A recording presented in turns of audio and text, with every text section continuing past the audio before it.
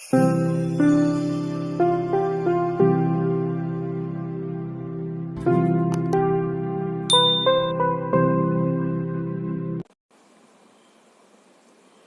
Good morning guys, स्वागत है आप सभी का हमारे यूट्यूब चैनल अचीवर्स में। टुडे इज 26 जून, आज 26 जून है और आज के इम्पॉर्टेंट करंट अफेयर्स को मैं डिस्कस करूंगी with map of the day. Right, map of the day के साथ, यानी आपको पता होगा डेली एक कंट्री को डिस्कस किया जाता है, इसके बारे में बताया जाता है।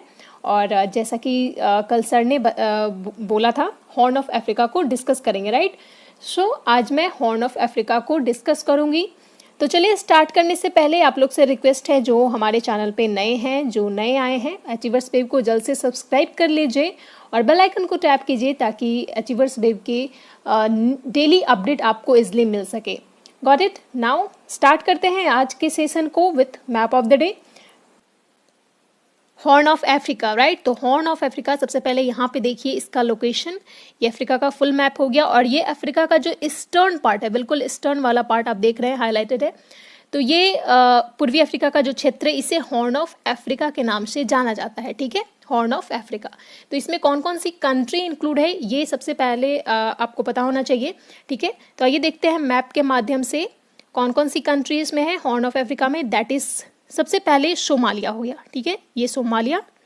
फिर आता है जिबूती, उसके बाद इट्रिया, ये इट्रिया है, एंड इथोपिया। ठीक है, तो ये 4 कंट्री हैं जो कि हॉर्न ऑफ अफ्रीका में इंक्लूड है।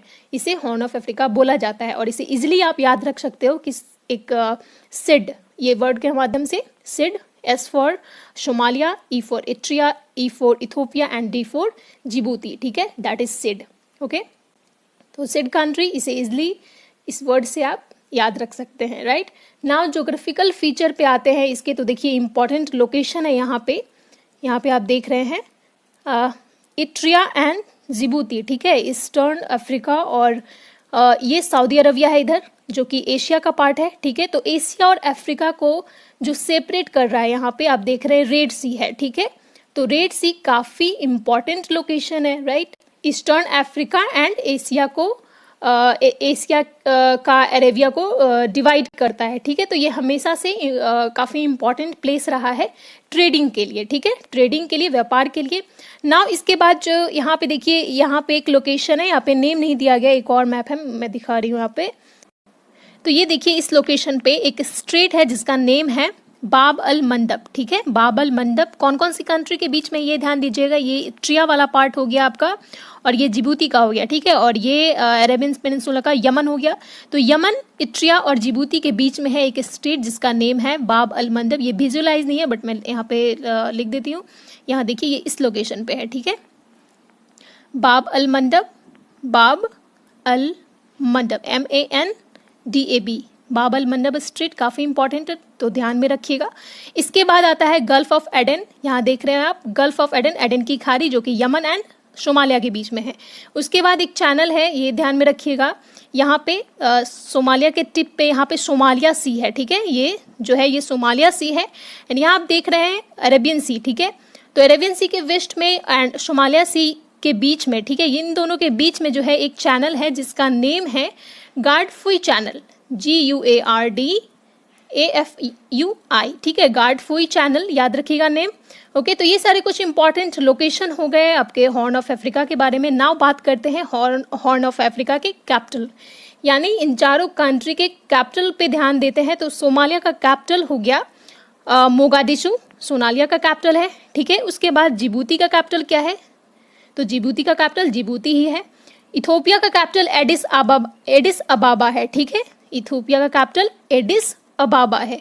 ओके, एंड अस्मारा कैपिटल हो गया आपका इट्रिया का। ठीक है, अस्मारा।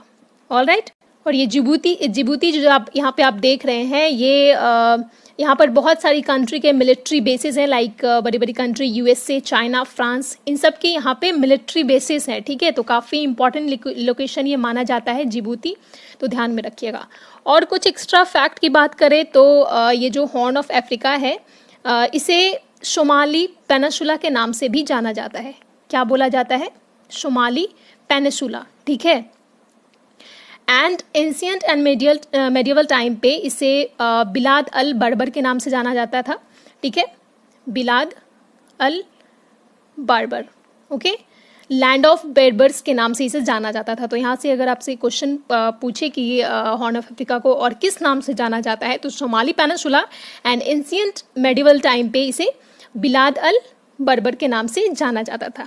ऑलराइट, तो ये सारे कुछ इंपॉर्टेंट इंफॉर्मेशन हो गई हॉर्न ऑफ अफ्रीका के बारे में। न्यूज़ में बना रहता है किसी न किसी तरीके से, लाइक कुछ कॉन्फ्लिक्ट, सोमालिया में जो कॉन्फ्लिक्ट होते रहते हैं, या फिर जिबूती में चाइना का जो इन्वॉल्वमेंट रहता है, इस वजह से जो है कहीं किसी न किसी तरीके से न्यूज़ में बना रहता है। तो इम्पॉर्टेंट है, आपको पता होना चाहिए ये कंट्री के बारे में। नाउ बात करें इंडिया से, ये सारी कंट्री यानी हॉर्न ऑफ अफ्रीका का रिलेशन कैसा है, तो काफ़ी अच्छा रहा है रिलेशन इन सारी कंट्री और इंडिया के बीच में। ठीक है, ट्रेडिंग चलता रहता है, अभी से ही नहीं बल्कि एंशियंट टाइम से ही इंडिया का पार्टनर रहा है ये सारी कंट्री, ट्रेडिंग पार्टनर, राइट। तो ये सारे इंपॉर्टेंट इन्फॉर्मेशन जो है आपको पता होना चाहिए हॉर्न ऑफ अफ्रीका के बारे में। नाउ आगे बढ़ते हैं हमारे करंट सेशन पे। आज का पहला क्वेश्चन है, हाल ही में elif book company elif book company द्वारा प्रकाशित इट्स अ वंडरफुल लाइफ नामक एक नई पुस्तक किसके द्वारा लिखा गया है? Who has authored a new book title it's a wonderful life recently published by elif book company. Okay, एक न्यू बुक आई है, एक न्यू बुक लॉन्च की गई है जिसका नेम है, जिसका टाइटल दिया गया है it's a wonderful life, right. तो ये बुक जो है इसे पब्लिश किया गया है एलिफ बुक कंपनी के द्वारा, एंड इसके जो ऑथर हैं वो हैं Ruskin bond. Is the right answer, Ruskin bond ने इस किताब को लिखा है इट्स अ वंडरफुल लाइफ। काफ़ी इंपॉर्टेंट क्वेश्चन है आपके एग्जाम के पॉइंट ऑफ व्यू से, राइट।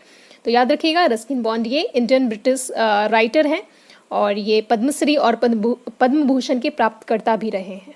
ऑलराइट, चलिए आगे बढ़ते हैं। नेक्स्ट क्वेश्चन क्या है? 9वीं एशियाई मंत्री स्तरीय ऊर्जा गोलमेज की मेजबानी निम्नलिखित में से कौन सा देश करेगा? Which of the following country will host the 9th Asian ministerial energy round table meeting? ठीक है, तो ये इसका राइट आंसर होगा भारत। रिसेंटली अभी आईईएफ यानी इंटरनेशनल इकोनॉमिक फोरम के द्वारा अनाउंस किया गया है 9th Asian ministerial energy round table meeting की, और ये कब होगा, ये अनाउंसमेंट की गई है 2022 में होने की। ठीक है, और इसको होस्ट कौन करेगा? इंडिया। ठीक है, इतना बात आपको याद रखना है। अभी देखिए, ये घोषणा जो है रिसेंटली वर्चुअल समिट की गई थी आईईएफ के महासचिव एंड हमारे जो ऑयल मिनिस्टर हैं धर्मेंद्र प्रधान, उन दोनों के बीच वर्चुअल समिट हुआ था। उसके बाद जो है ये घोषणा, ये निर्णय लिया गया है, ठीक है, कि एशियन 9th जो एडिशन है Asian ministerial energy round table meeting का, उसको होस्ट इंडिया करेगा। एंड लास्ट टाइम ये सम्मेलन जो है, ये समिट 2018 में हुआ था। कब हुआ था? 2018 में अबू धाबी में हुआ था। एंड बात करें आईईएफ अंतर्राष्ट्रीय ऊर्जा मंच की, इंटरनेशनल इकोनॉमिक फोरम की, तो ये मंच जो है ये इसमें टोटल 71 कंट्री मेंबर है, 71 देश हैं इसमें। दुनिया का सबसे बड़ा ऊर्जा संगठन है। ओके, नाउ आप लोग के लिए क्वेश्चन है, आईईएफ का हेड क्वार्टर कहाँ है? इसका हेड क्वार्टर बताइए, और इसके जो महासचिव है, सेक्रेटरी जनरल जो है, उनका नेम आप लोग बताइए जल्दी से कमेंट सेक्शन में। नाउ आगे बढ़ते हैं नेक्स्ट क्वेश्चन पे। ये सारा पॉइंट जो है मैं बता चुकी हूँ, ठीक है। कब ये जो सम्मेलन है 2022 में होगा, और इसकी तारीखों की, अभी इसकी डेट की घोषणा नहीं की गई है, बाद में किया जाएगा। लास्ट टाइम 2018 में हुआ था। ऑलराइट, चलिए नेक्स्ट क्वेश्चन देखते हैं। महामारी के बीच स्वास्थ्य सेवा क्षेत्र को बेहतर सहायता प्रदान करने के लिए आरोग्यम हेल्थ केयर बिजनेस लोन किस बैंक के द्वारा लॉन्च किया है? Which bank has launched the Arogyam Healthcare Business Loan to provide better support to healthcare sector amid the pandemic? So right answer is SBI. SBI state bank of India के द्वारा ये new loan facility जो है, जिसका name दिया गया है आरोग्यम health care business loan. याद रखिएगा, आरोग्यम हेल्थ केयर बिजनेस लोन ये स्टार्ट किया गया है SBI के द्वारा। बेसिकली हेल्थ केयर सेक्टर के लिए स्टार्ट किया गया है, ठीक है। जैसे जो हेल्थ केयर सेक्टर से बिलोंग करते हैं, जैसे हॉस्पिटल हो गए, नर्सिंग होम, डायग्नोस्टिक सेंटर है, जो मेडिसिन प्रोड्यूसर हैं, उन लोगों के लिए ये लोन, ये फैसिलिटी प्रोवाइड किया जाएगा। तो याद रखिएगा, ये SBI के द्वारा लॉन्च किया गया है। बात करें SBI के चेयरपर्सन की, तो दिनेश कुमार खारा हैं, ठीक है, और इसका हेड क्वार्टर कहाँ है? मुंबई में। ऑलराइट, चलिए नेक्स्ट मूव करते हैं नेक्स्ट क्वेश्चन पे। हाल ही में किस राज्य सरकार ने घोषणा की कि वह 30 जून 2021 को सार्वभौमिक टीकाकरण कार्यक्रम के तहत न्यूमोकोकल कंजुगेट वैक्सीन लॉन्च करेगी? Which state government recently announced that it will launch pneumococcal conjugate vaccine under Universal Immunization Program on June 30, 2021? Okay, सो सबसे पहले आपको याद रखना है इस वैक्सीन का नेम, ठीक है, क्या है? न्यूमोकोकल कंजुगेट वैक्सीन, और ये लॉन्च किया जाएगा किस गवर्नमेंट के द्वारा? तो उड़ीसा गवर्नमेंट अभी अनाउंस की है, अभी इसे लॉन्च नहीं किया गया है। 30 जून को इसे लॉन्च किया जाएगा अंडर यूनिवर्सल इम्यूनाइजेशन प्रोग्राम, यानी टीकाकरण कार्यक्रम के तहत, ठीक है, टीकाकरण कार्यक्रम के तहत जो है इस वैक्सीन को लॉन्च किया जाएगा। आपको याद रखना है किस स्टेट में किया जाएगा, किस स्टेट गवर्नमेंट के द्वारा किया जाएगा, तो that is Orissa government. And Orissa के अभी सीएम कौन है? सीएम है नवीन पटनायक, एंड यहाँ के गवर्नर हैं आपके गणेशी लाल। ओके, तो याद रखिएगा। आगे बढ़ते हैं नेक्स्ट क्वेश्चन पे, क्या है देखिए, टाटा मोटर्स के नए सीईओ कौन बनाए जाएंगे? Who will made the new CEO of Tata Motors? Appointment का क्वेश्चन हो गया, तो right answer Girish Bagh. Okay, A is the right answer. Tata Motors के नए सीईओ के रूप में कौन नियुक्त किए जाएंगे? गिरीश बाग, याद रखिएगा। और चेयरमैन कौन है टाटा मोटर्स के? तो एन चंद्रशेखर है। एन चंद्रशेखर टाटा मोटर्स के चेयरमैन हैं, और सीईओ जो हैं ये गिरीश बाग अपॉइंट किए जाएंगे। चलिए नेक्स्ट क्वेश्चन है, चीन ने किस क्षेत्र में पहली इलेक्ट्रिक ट्रेन चलाने की घोषणा की है? In which area has China announced to run the first electric train? तो right answer is Tibet. China के द्वारा अभी अनाउंस किया गया है कि तिब्बत वाले क्षेत्र में, ठीक है, बेसिकली तिब्बत वाले क्षेत्र में फर्स्ट पहली इलेक्ट्रिक ट्रेन चलाई जाएगी, ठीक है। फर्स्ट इलेक्ट्रिक ट्रेन जो है ये तिब्बत वाले रीजन में, बेसिकली देखिए तिब्बत के सुदूर हिमालयी क्षेत्र में पहले इलेक्ट्रिक ट्रेन का संचालन किया जाएगा, ठीक है। सुदूर हिमालयी रीजन जो है तिब्बत का, उसमें इलेक्ट्रिक ट्रेन जो है ये प्रांतीय राजधानी लहासा, तिब्बत का जो प्रांतीय राजधानी है लहासा, इसको निंगची से जोड़ेगी, कनेक्ट करेगी। और इसके बारे में बात करें तो इसका उद्घाटन जो है ये देखिए यहाँ दिया गया है, सिचुआन तिब्बत रेलवे के 435 किलोमीटर लंबे लहासा निंगची खंड का उद्घाटन जुलाई में सत्तारूढ़ कम्युनिस्ट पार्टी ऑफ चाइना के शताब्दी समारोह से पहले किया जाएगा। यानी ये जो रेलवे खंड है इसका उद्घाटन जुलाई में किया जाएगा चाइना की कम्युनिस्ट पार्टी के द्वारा। ऑलराइट, चलिए आगे बढ़ते हैं नेक्स्ट क्वेश्चन पे। निम्नलिखित में से किस राज्य ने हाल ही में कृषि विविधीकरण योजना 2021 शुरू की है? Which of the following state has recently launched agriculture diversification scheme 2021? Okay, कौन सा स्कीम है? Agriculture diversification scheme 2021। ये किस स्टेट के द्वारा, किस स्टेट गवर्नमेंट के द्वारा शुरू किया गया है? तो Gujarat is the right answer.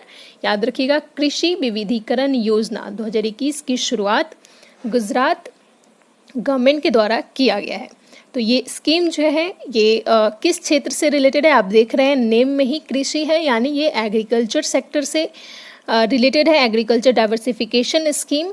तो ये स्कीम जो है इसका उद्देश्य क्या है? इसका उद्देश्य है बेसिकली कृषि जो आदिवासी क्षेत्र है, यानी जो ट्राइबल एरियाज हैं गुजरात में, ठीक है, तो उन एरियाज में कृषि को, एग्रीकल्चर को टिकाऊ और लाभदायक बनाने के उद्देश्य से इसे स्टार्ट किया गया, इसकी शुरुआत की गई है। ओके, कृषि विविधीकरण योजना की, याद रखिएगा, गुजरात गवर्नमेंट के द्वारा, गुजरात के सीएम कौन है? विजय रूपानी के द्वारा स्टार्ट किया गया है। ओके, नेक्स्ट क्वेश्चन पे आते हैं। दिग्गज कंपनी माइक्रोसॉफ्ट ने 6 साल के बाद अपने कंप्यूटर ऑपरेटिंग सिस्टम की अगली पीढ़ी का संस्करण लॉन्च किया है, उसका नाम क्या है? What is the name of giant company Microsoft has launched the next generation version of its computer operating system after 6 years? So right answer is Windows 11. Okay.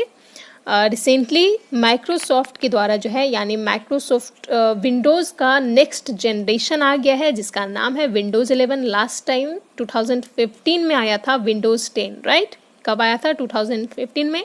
After 6 year इसका नेक्स्ट अपडेटेड वर्जन, यानी इसका next version आ गया है, that is Windows 11। Okay, याद रखिएगा।